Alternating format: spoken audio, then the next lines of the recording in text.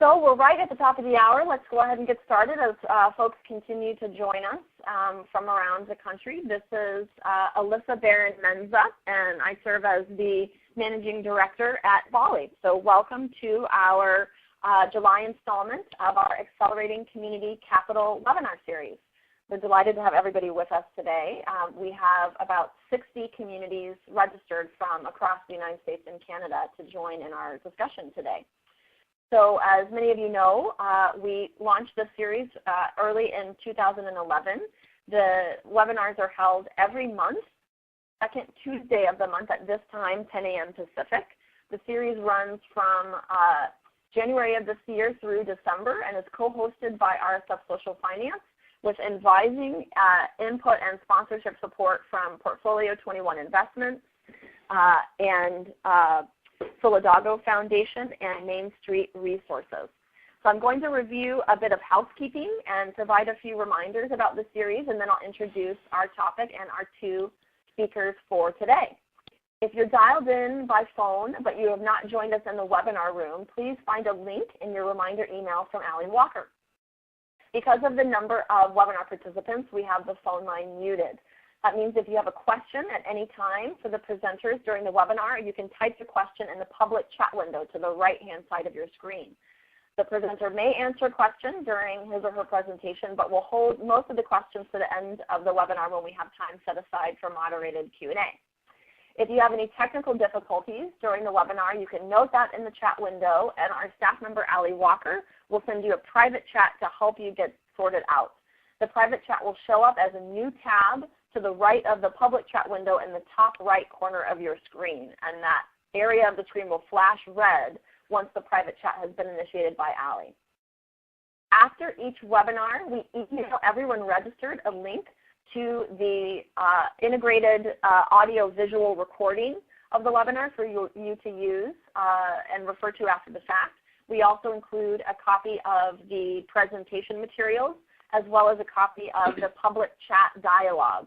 So watch for an email from Allie Walker with all of those call follow-up materials within 2 days after today's webinar. So this series is explicitly focused on tools you can take home and try out right away. So every month we feature a case study with a community capital innovator, someone who's developed and piloted a working model for connecting local people's investments in businesses and farms to regional needs using regional resources. The innovators present their model, and we always allow time for dialogue and questions. We suggest you treat these webinars as an opportunity to bring together a group of business owners, social entrepreneurs, lenders, philanthropists, investors, anyone in your community who may be interested in the topic. After listening to the webinar, you might spend an hour discussing with your group the applicability and relevancy of bringing the model to your place and how you might need to modify the model to make it work where you live.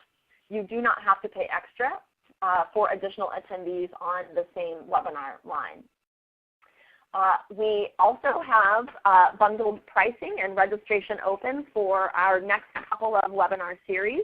So we will be continuing to explore direct public offerings or local stock offerings in August by looking at Workers Diner, which is an example of a worker-owned cooperative that is also making use of local stock offerings in a neighborhood of Brooklyn in New York City.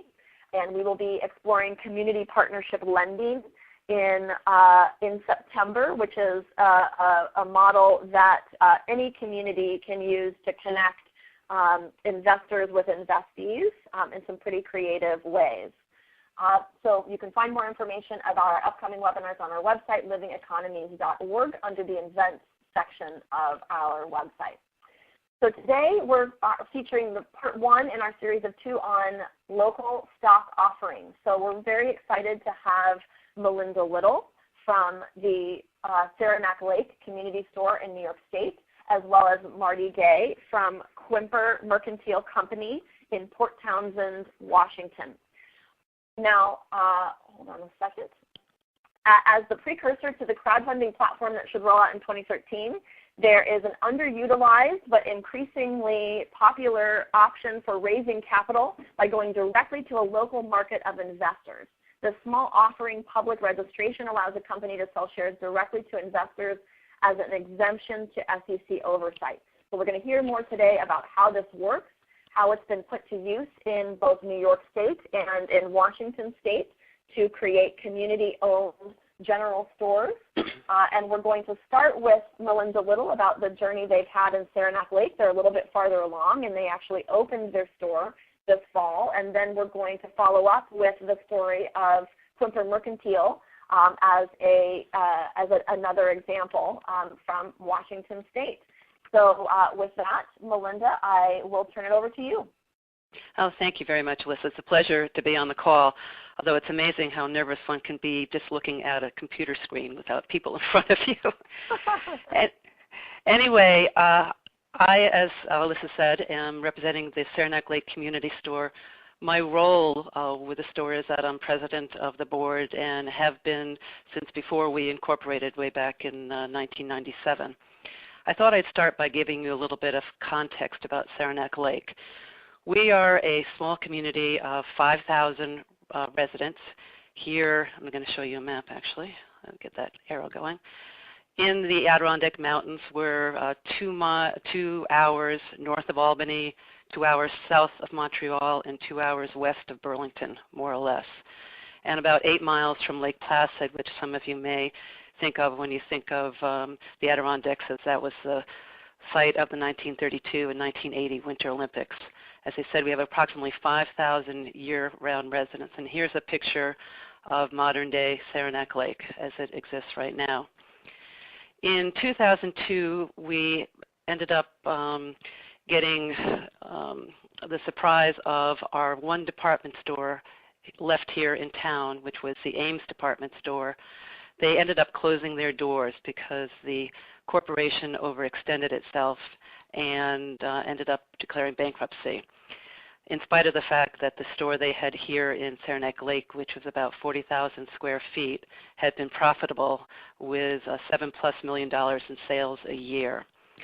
And what that did for us, our small community, is that it meant that all of us here had to travel 50 miles to Plattsburgh or Malone or that's pretty much Malone and Plattsburgh, for basic goods such as underwear, sheets and towels, socks, etc. I mean, it became kind of a joke, but in fact it was a reality. And then soon, within a year or two of that, Walmart indicated that they were interested in setting up a store here in Saranac Lake. And they tried twice to do that. In their second effort, they wanted to open a superstore of 120,000 square feet here in our little community, which, as I said, is 5,000 residents year-round. Now we do, whoops, going a little ahead of myself here. What happened there? Okay, anyway. Let me go back here with the slides. Sorry, my computer can tend to be a little bit quick to move here. So anyway, Walmart tried to come in with their superstore, and it was a bitter battle, but ultimately they were stopped from coming in. But the good news is that that battle became a catalyst for a lot of discussion and action within the community. And it was very clear to all of us, even those that didn't want Walmart to be here because we thought the size of the store was inappropriate, it was clear that Saranac Lake needed an appropriately sized department store that could carry basic goods. And I should say here that Ames carried, in addition to the underwear and bedding and whatnot I mentioned earlier, Ames also carried apparel for men, women, and children, some home goods, things like mattress pads, towels, craft goods, and art supplies, among other things. But those were the things that we were all really missing. So a committee was formed to look at alternatives to retail. It was called the Retail Options Committee, to look at what we could do in terms of bringing in a retailer here to fill the void that had been left when Ames closed. And the committees began by talking to a number of existing retailers, particularly TJ Maxx and one or two other ones. But our community didn't fit their business model, so we were turned down. But then one of the committee members came across the Powell, Wyoming Mercantile, and here's that picture again. And they had already at that point, we're talking 2006, had just opened, well, within I think about a year or so, their Merc, and it had been profitable from the get-go. And their model was a community-owned department store. They had sold shares in increments of $500 and raised, I think it was $400,000, fairly quickly, as a matter of fact, and opened their store and had been profitable from the get-go. And they were very excited to share their model with us. And they were a number one of about 7 or 8 existing community-owned department stores out in the Wyoming, Nevada, and whatnot area that we knew about. But we zeroed in on the Merc. And we decided to bring Sharon Earhart, who was one of the founding forces of the Merc, to Saranac Lake to talk to the community at a community-wide forum, which happened in June of 2006. And the town hall was full. We had 200 plus people, which is a big deal for a community of our size. And the response was overwhelmingly positive. Sharon's a terrific speaker, first of all, and the idea really resonated with people. So we asked for a show of hands at the end of the evening, and pretty much everybody in the room said that they would be willing to invest in a community store. So we took that as a mandate, we being the committee, to go forward. So at that point, we decided that we needed to do a business plan, and that's where I came in particular, because I have a background doing business plans and teaching entrepreneurship, and I've started a few businesses prior to the community store. But we looked at how we were going to structure the store, and we did look at whether we wanted to do a corporation or a co-op. And we decided at that point that to go with a corporation, because we didn't want any perception that the store wasn't open to everybody, and we felt with co-op that, in fact, there might be a misconception. So that's why we opted to go the route of incorporating. So once we had made that decision, we went ahead and drafted a business plan and tried to get as much input as possible from local leaders in the communities, both so that we could get some buy-in early on and be able to say that we've talked to and involved a number of people who are well thought of in the committee, plus the fact we wanted their suggestions and ideas and just general know-how. So they gave us some very critical feedback, and we revised that business plan. And this process, which began in late June, really went till the fall. And as an outcome of that, doing that business plan, we decided that we needed a minimum of $500,000 in investment capital to open the store. This was predicated on renting an appropriate retail space rather than trying to build anything, in the range of about 5,000 square feet of selling space. So we used that plan to recruit the only attorney in the region, and I'm using the word region pretty broadly because we're talking within 50 to 75 miles, with securities experience to take us on as a client. He had just moved back from, I believe, Washington State or California, and he really got on board with the idea and agreed to take us on without receiving his fee until we had actually raised the money and closed on our offering. We had to fundraise separately to cover our filing fees, which included incorporation fees and ultimately the filing of our offering documents with the New York State Attorney General's office. And just as an FYI, the total amount spent on fees was about $3,500. So we got Charles, and we moved from there to incorporate the store in February of 2007. And we established, as part of that process, an interim board of 7 directors. And then over the next few months, working with Charles, we converted the business plan into a formal offering document. And then as part of that, he drafted the subscription document, which was a part of the offering that investors would needed to sign off on in order to buy shares of stock. It's kind of the buyer beware document for those of you who may not know what those look like. But ultimately, I had wanted to have a slide of it, but I couldn't get it to load on properly. But basically, it's a document that asks people for questions about their investment experience, their education, and whatnot. So you can gauge whether someone's going into this investment with their with their eyes open, or whether in fact they might be a little too naive to really be investing in a venture like this. Ultimately, we decided to offer shares for $100 each, rather than the $500 Powell, Wyoming method. And the reason for this is that we wanted to make them as accessible to as many people as possible. Our median income here in Saranac Lake is about mid-30s, 30,000. So we do have people of great wealth and people who are quite poor, but there's just a lot of us who are kind of in that middle area. And then we set an investment ceiling of $10,000 or 100 shares, so that no one person would be able to have control of the corporation. We confined the offering to New York State residents, and that was for two reasons. The first was that we wanted to keep it as locally owned as possible. And the second was that we didn't want to incur the additional attorney and filing fees that would have resulted from filing in other states. It was enough that we had to raise the $3,500 and then additional money upon over and above that to market our effort without having to go into the over 10,000, probably well into the 10 to 20,000 for additional filing fees. And then we received permission from the New York State Attorney General's office to launch the offering in June of 2007. And that was 1 year after beginning the process of writing the business plan, and then formally launched in July of that year. The offering, just an FYI, called for raising a minimum of $500,000 in order to commence operations, and a maximum of $600,000, which was a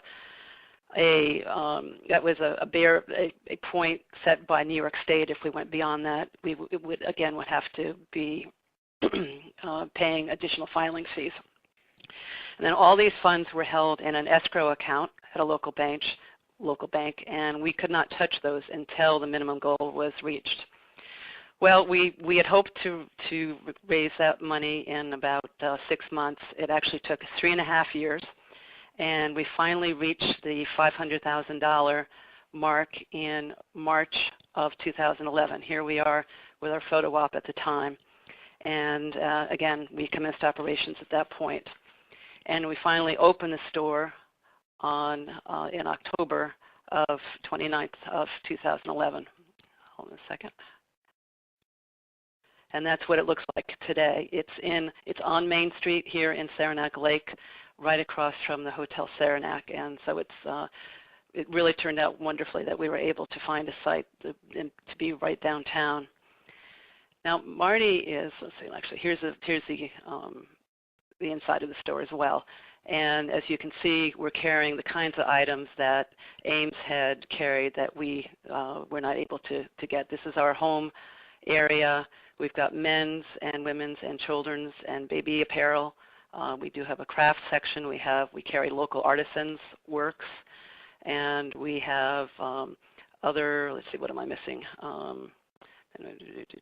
A lot of baby stuff, including cribs and whatnot. So it's really a small but quite full department store. Now, Marty's going to talk more about the whole direct public offering, but I thought it would be, I wanted to just share with you a few pros and cons that we found to be the case with our structure. The big pro, of course, is that your shareholders become your customers and the cheerleaders of the project. And we have an annual meeting every year, and we will have used that this first year, and we'll continue to use that as a way to not only share information, but to get everybody fired up about the store. And then they're a wonderful source of input and ideas, which, of course, is a pro, but of course is sometimes a con. And then with 750 investors, which is what we ended up with, our total amount raised was $541,700 with 750 investors.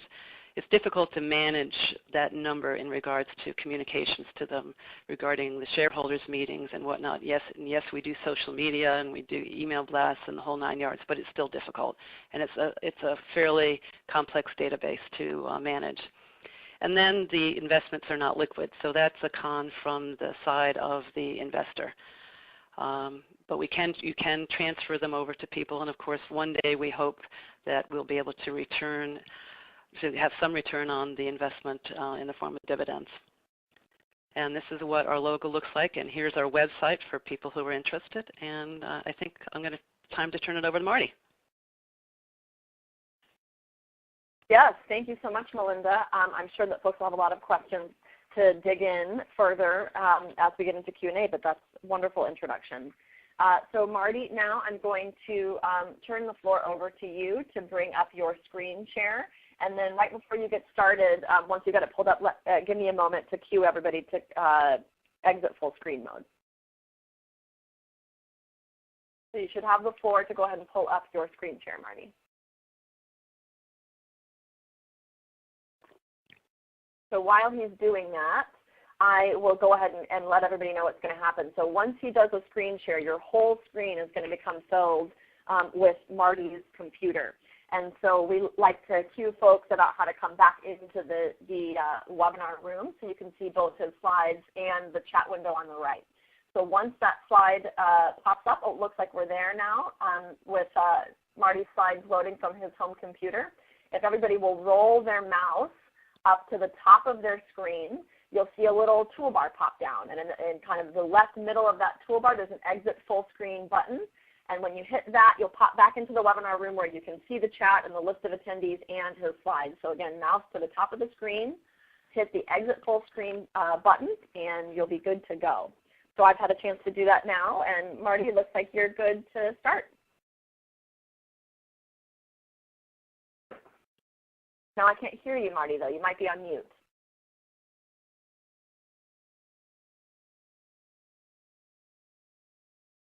Or if you're not on mute, you might have dialed in not using the moderator passcode. So still can't hear you, Marty. Can see your slides just fine, but can't hear you.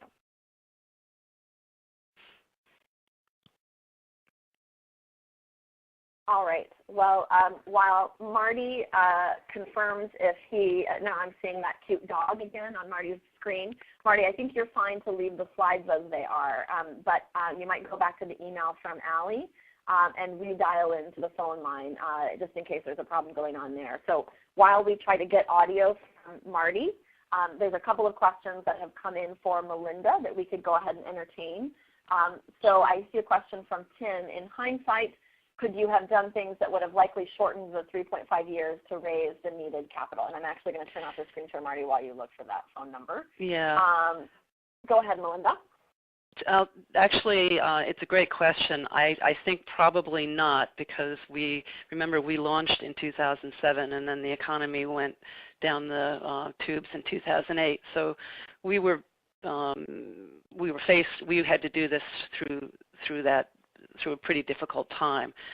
The one thing I will say that's really not the answer to the question so much, Tim, but one of the things that we learned very early on is the importance of being in front of everybody in as many ways and forms as possible.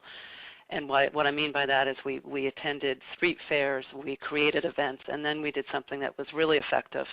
And maybe if we had done more of these, we might have shortened the time. But anyway, the thing we did is we asked existing shareholders to host share parties.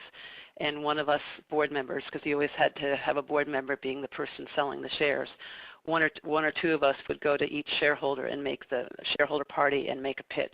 And that was a really, really wonderful mechanism for raising the funds. Marty Gay, am I on yet?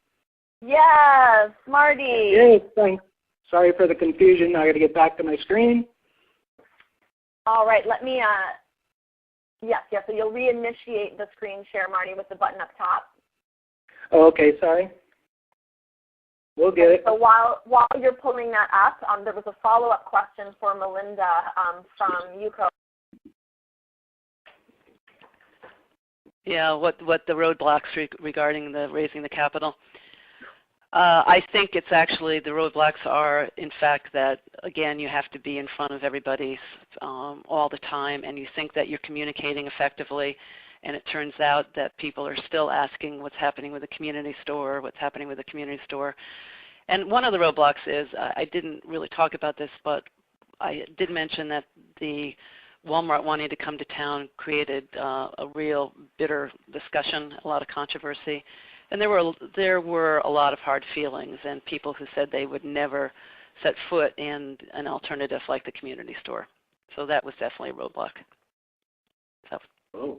All right, thank you, Melinda. We'll get back to the questions for you and add in questions for Marty after Marty presents. So I'll just remind everybody now that Marty's back screen sharing that you can roll your mouse to the top of the screen, the toolbar will pop down, and you can hit exit full screen.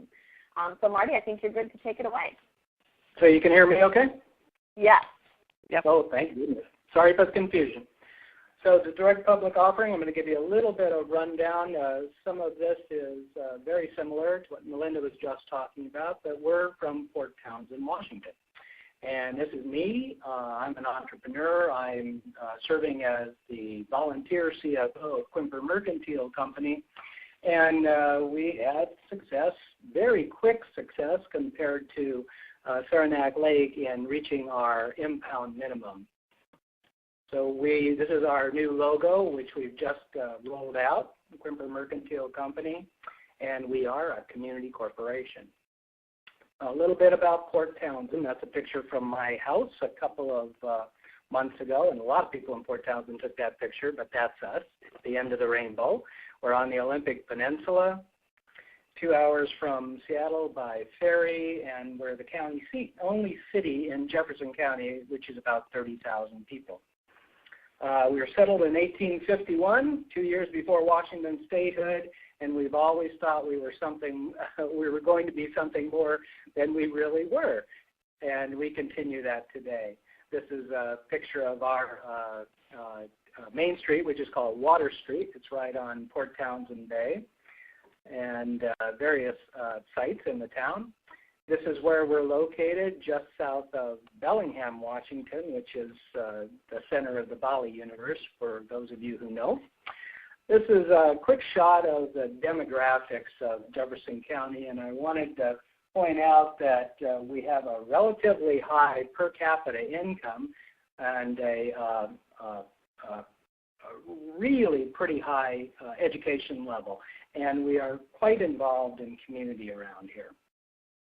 We have a tradition of local support. That's our food co-op, the Northwest Maritime Center, Fort Worden State Park, and the Rose Theater are all projects that people have gotten behind to invest in and to support over the past 10 years, and we knew that there was this tradition in Port Townsend that we could rely on. And we were named, our farmers market was the 2011 Washington State Market of the Year, and it's quite a remarkable place. This is a group of us in front of the farmers market. So our local challenge, very much like Saranac Lake, we were losing our one general store, which served most of eastern Jefferson County for 14 years. It was called Swain's. This same building had served the purpose or served that same function for many years, starting as a Safeway store, and then it was a Sprouts Ritz, and it was our anchor in the 15,000 square foot shopping area for what we call the sort of the Port Townsend Mall area. It's not that, but it's our main shopping district. We were wondering who was going to come and support us in January 2011. We waited for somebody to come in and replace the store and replace the goods that were going to be gone from the Swains, and nobody came. Committee was brought together by Michelle Sandoval. Michelle is my wife. She was the mayor at that time, and we wanted to know how we were going to fill that space, what we were going to do with it. You can see Swain's there. It's located right on Port Townsend Bay, and it's a very viable place, an important place in the middle of our town. When we did our research on what we were going to do or how we were going to do it, some of us had looked, just like Melinda's experience, at the Merc in Powell, Wyoming, and we contacted Sharon Earhart also, and she made a conference call with us, and we made all kinds of emails back and forth, and she gave us all kinds of support. I suggest you Google the CBS Early Show Powell Pulls Together. It's a nice little video on their experience, and and how inspiring that was. We actually used that video in our road shows when we were trying to sell stock from January of this year until May, where it's just a great expression of what we were trying to accomplish, and we can't say enough about Sharon and her help in getting us together.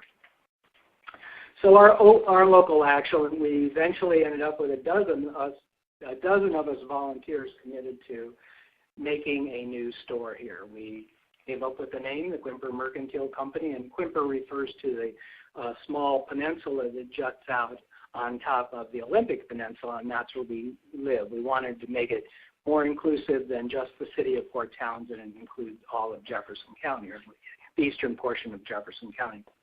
We are a community corporation where the local money and control stays local, and we came up with this mission statement, which is that we needed a place for viable shopping options, and using a model of broad-based community investment support, we would create and fund a general store that will meet those needs. This is our group that got together. This is the 11 shareholders, and my wife, Michelle, in the middle on the bottom there. She serves as our Chief Sales Officer for stock.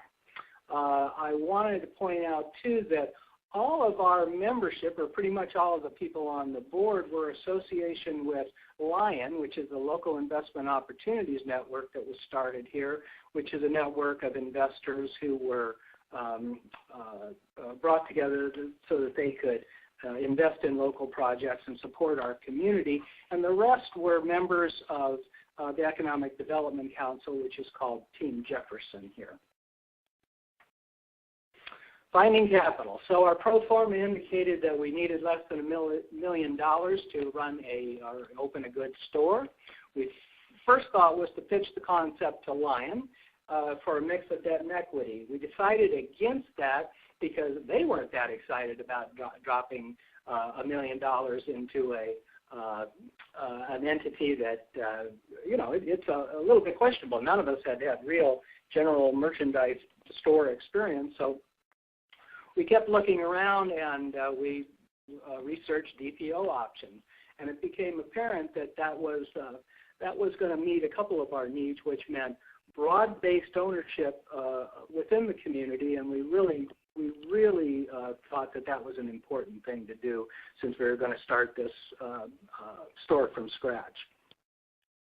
It's a public company with this DPO using the SCORE option. It's a public company. We sell shares directly to the public. And there are several options of that under the exemptions to full SEC registration.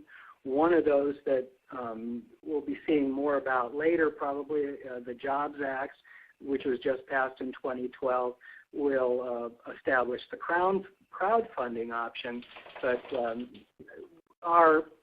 the one available to us was the SCORE option, and that's what we went with. Here's some fast facts about SCORE, and I'm not going to belabor this. You can look at it later, but it's a pretty interesting program that gives smaller businesses this option to go directly to sell stock to a constituency that lives within their state. It can be done within a year. Stock has to be at least $5, and we can raise up to $1 million.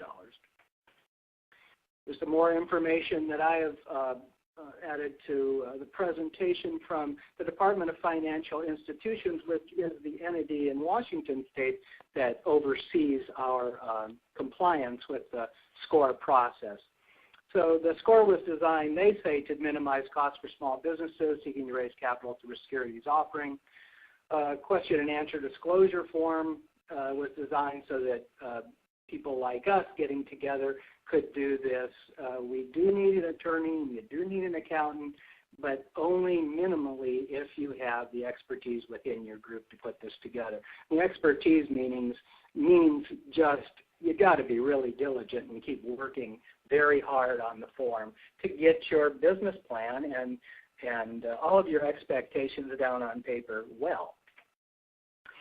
I did a screenshot just so you could see what we did. That's the cover page of the U7, which is the SCORE document. And on the right there, the addenda and attachments graphic is the list of the addenda and attachments that I had to attach to the original score application so that we could get it in. It was about 100 pages when it was all done, and it took us 8 months. So the score and use 7 4-star company to make projections about the use of funds that were solicited. It was a really important process. It was a pain to go through, but it really asked good questions and forced us to focus and narrow our focus on what would make a successful store. So we came to the fact that, and the score forces you to put this down, what would be the minimum we would need to allow us to go forward with the plan that is delineated in the score document. We came up with $425,000, 4,250 shares at $100 a piece. That was our price for a share. And so we started taking off in January of this year and started selling shares. We advertised local papers, wrote letters to the editor, prospective, established a web presence, and engaged people on Facebook. We had road shows all over the county and got a really pretty good response. We set up sales in front of the empty store. We set our headquarters at the EDC Team Jefferson office. The food co-op was a really good place for us to be. Our farmers market was a good spot. And we set up during the gallery walk, which is a monthly happening here in town. And we were on the community radio. Everywhere we were, we did really good and got a good response.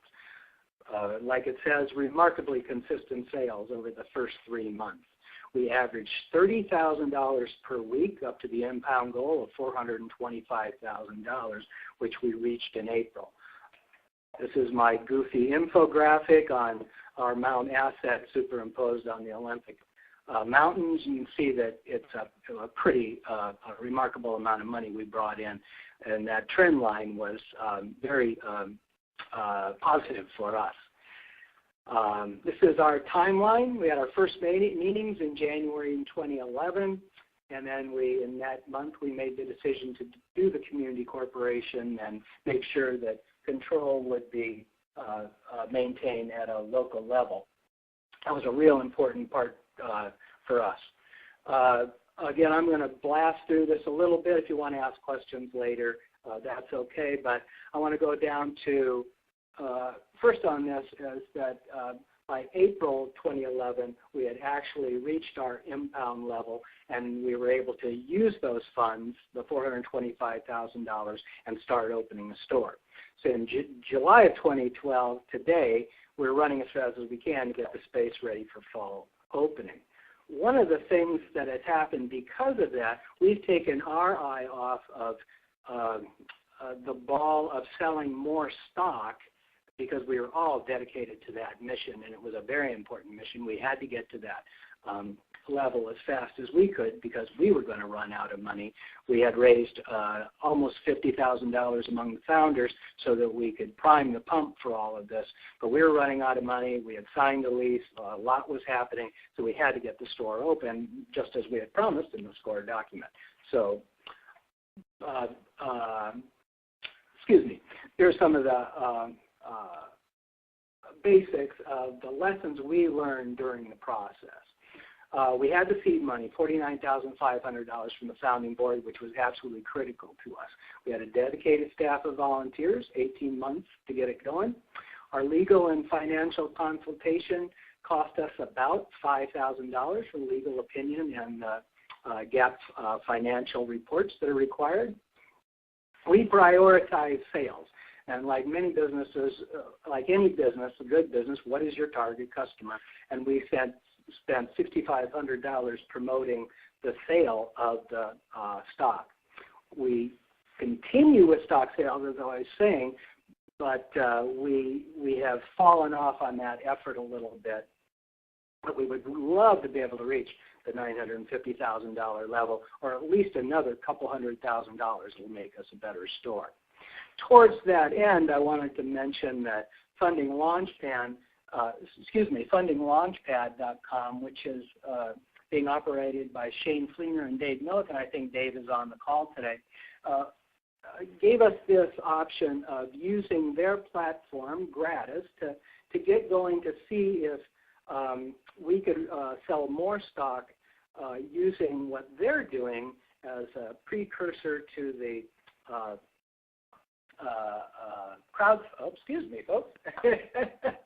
crowdfunding option that will probably be legal in 2013. And I wanted to shout out to Dave and Shane for giving this option. It was pretty nice of them. There's a picture of our stock certificate, just so you see it. There's a picture of Peter Quinn, who's our CEO, presenting to a group in Port Townsend during the stock sales portion. This is the interior of the store. We're hoping to open this fall. And this is a picture of me and Michelle Sandoval. We're part of Insight. And if you have any questions later or after the presentation, don't hesitate to send me an email. And that's it. All right. Thank you, Marty. I'm so impressed when I know that both Melinda and Marty could tell an hour-long story just about their journey here, that both of you have condensed your story into 15 minutes apiece in digestible quantities for us to explore. So we've had a number of questions already come in. I'm going to start with a couple of general questions and then move through some of the questions about the legal and financial structure, some investor questions, and then any business function questions that have come in. But so first, there was a general question about the predecessor general store for you, Marty, in Port Townsend. We know from Melinda that the predecessor store had been profitable in Saranac before it closed. Were you working with kind of a profitable general store model that you were trying to bring back online, or what was that situation in terms of your context? When we were, a lot of us in the Economic Development Council had worked with the previous owners of the store that was in there for 14 years, and they were quite successful for a long time for various reasons, including the Great Recession that started in 2007.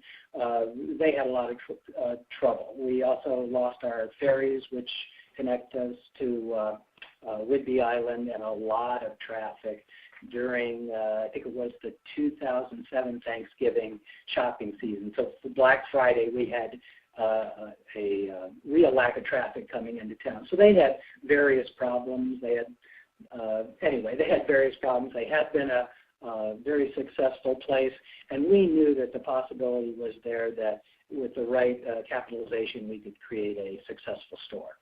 It won't be exactly the same type of store or the same goods, because things have changed since then. But and a lot of our local businesses who are close to the old Swain store have picked up some of their lines, so we're not going to be repeating that. I mean, we are conscious about being competitive, but in a cooperative style on Water Street in Port Townsend. Great, thank you. And we've had a question come in about whether SCORE imposes a dollar limit on an investment amount from any one investor, and if not, if you impose the limit. And we had Dave volunteer on behalf of what you've done with Quimper, that SCORE itself doesn't require a minimum or a maximum other than the overall $1 million fundraising limit, but that individual offerings can write that into your disclosure doc. So can you talk about, first Marty and then Melinda, any limits that you had and why you did those, if so? Mm-hmm. I'm sorry, I didn't get the question clear. So did you put a cap on the number of shares from one investor, or the dollar amount from any one investor, and if so, why? Yeah, because we wanted to keep a real broad-based ownership. We have now 759 individuals who are invested. That means 521 different shares are going out, or share certificates. So our limit was 500 shares, or $50,000 to any one subscription agreement. our price was $100 a share, and we have some people, like one share is owned by 4 individuals in one case, and we encourage that. There is the problem of how we continue to communicate with, which could be 900 or 1,000 shareholders at the end of our offering period, but that was an important part of what we were doing.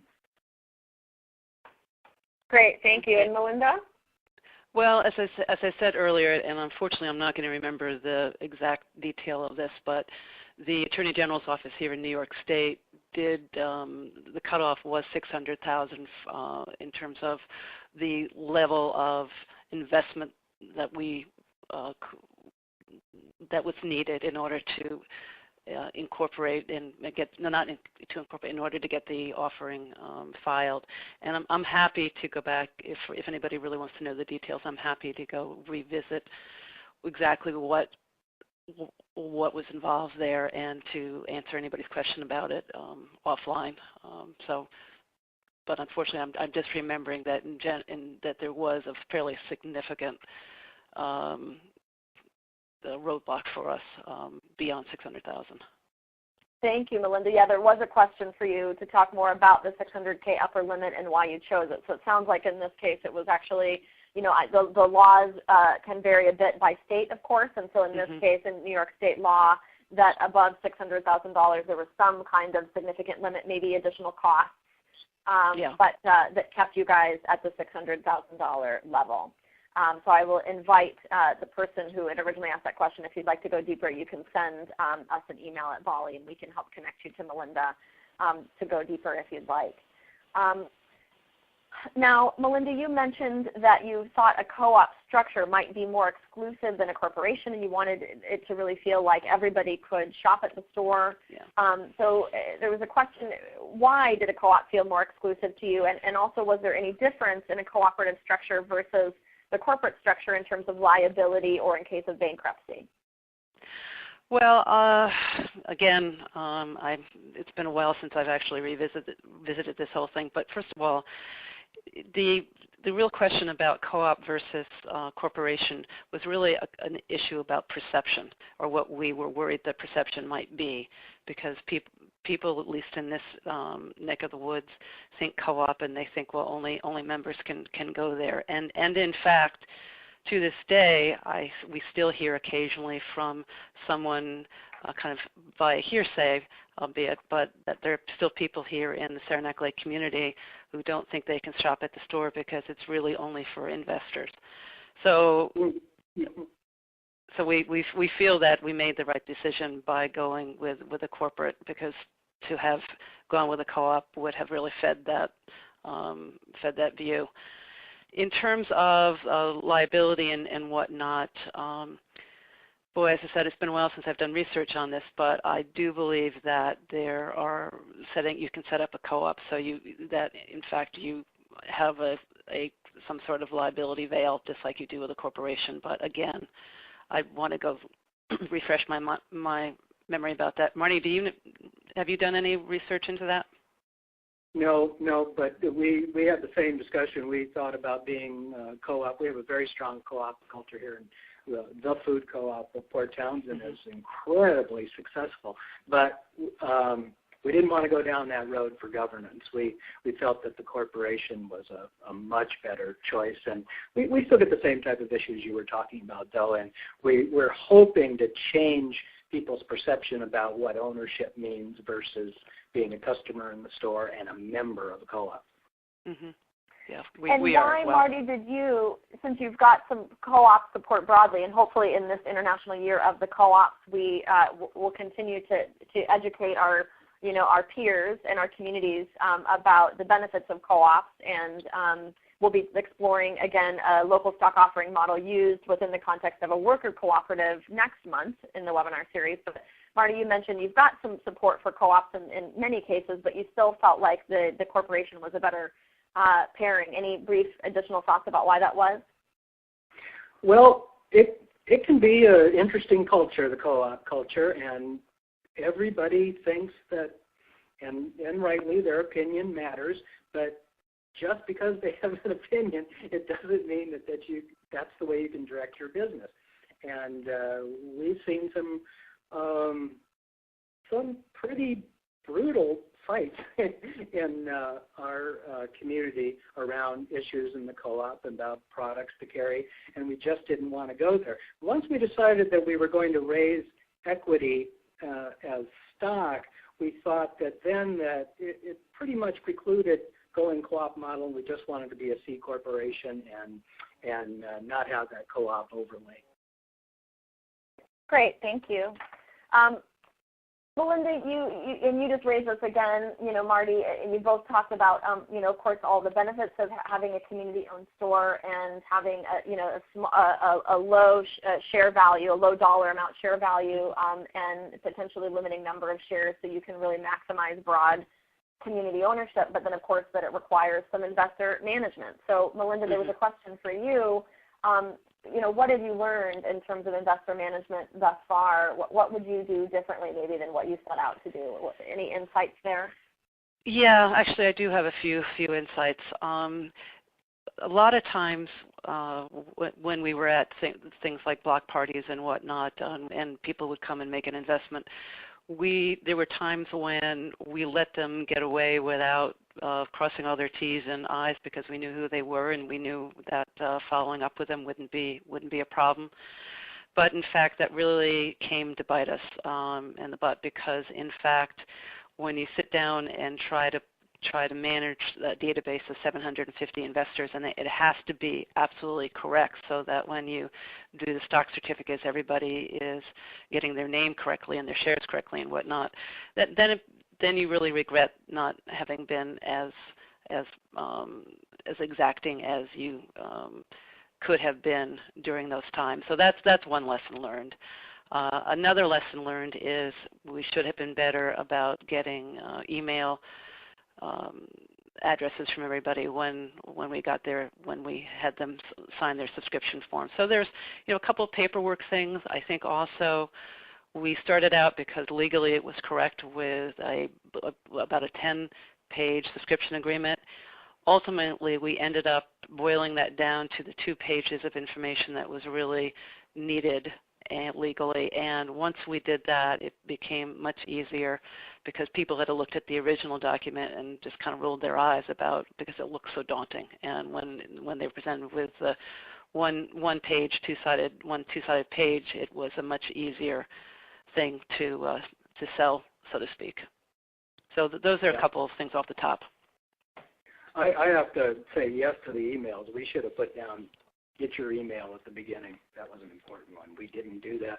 So we have to send out everything, United States Postal Service right now, to all of our investors. And I agree with you.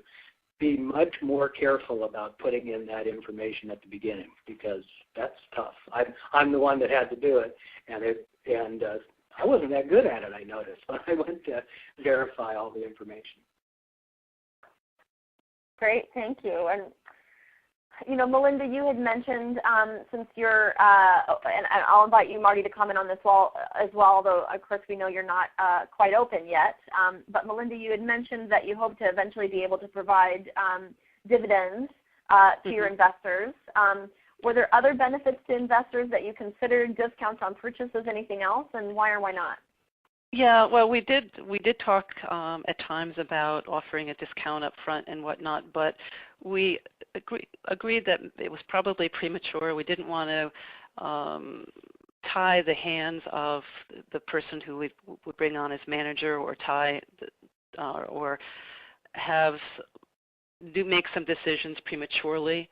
So we ended up not going that route. I think the people who have invested in the store also did it out of a sense of pride for the Saranac Lake community, for the region. Really, they have a tie here, whether they actually live here or vacation here or came here to summer camp when they were kids.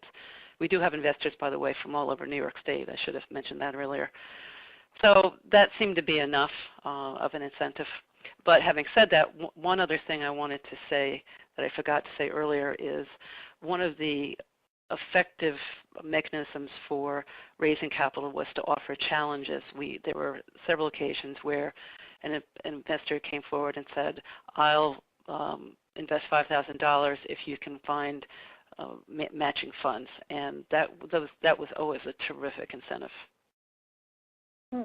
Great. Marty, any thoughts for you guys?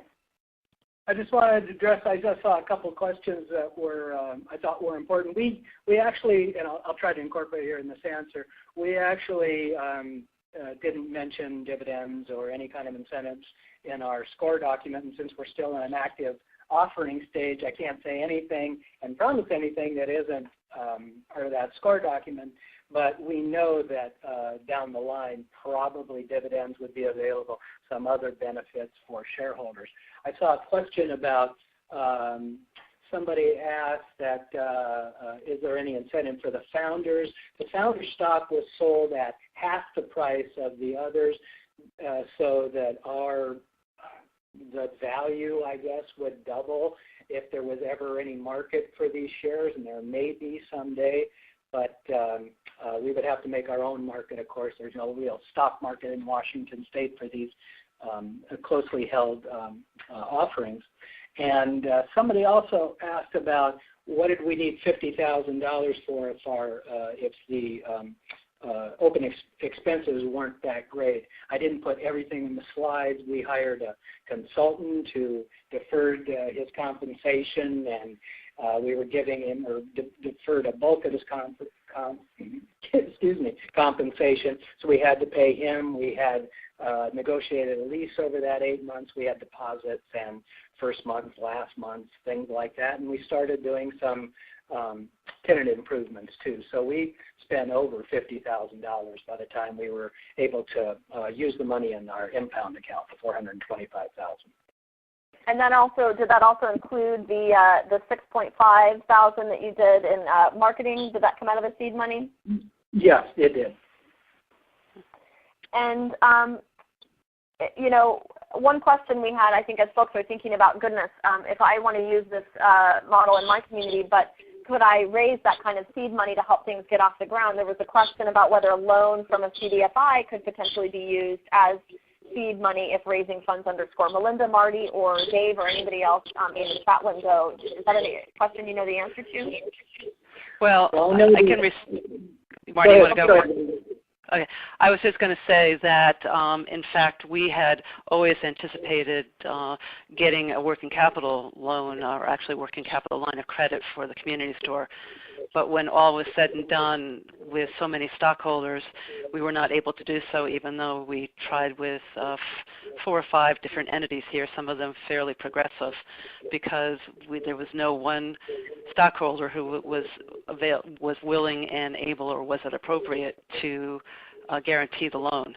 So you probably can do a loan, but having the entity be able to do that without a guarantor is probably unrealistic. Mm-hmm. Yeah, and I'm going to shout out to Jenny Casson, who was our legal advisor for the process, and she just recommended that we do not go ahead and do any kind of loan. If we could get it as founders' shares, it was much cleaner to do for the score process. So we just stopped it, went, okay, let's, among ourselves, let's see if we can raise this kind of money. And we actually recruited some board members just for their deep pockets, and they were willing to come in and be board members for that function.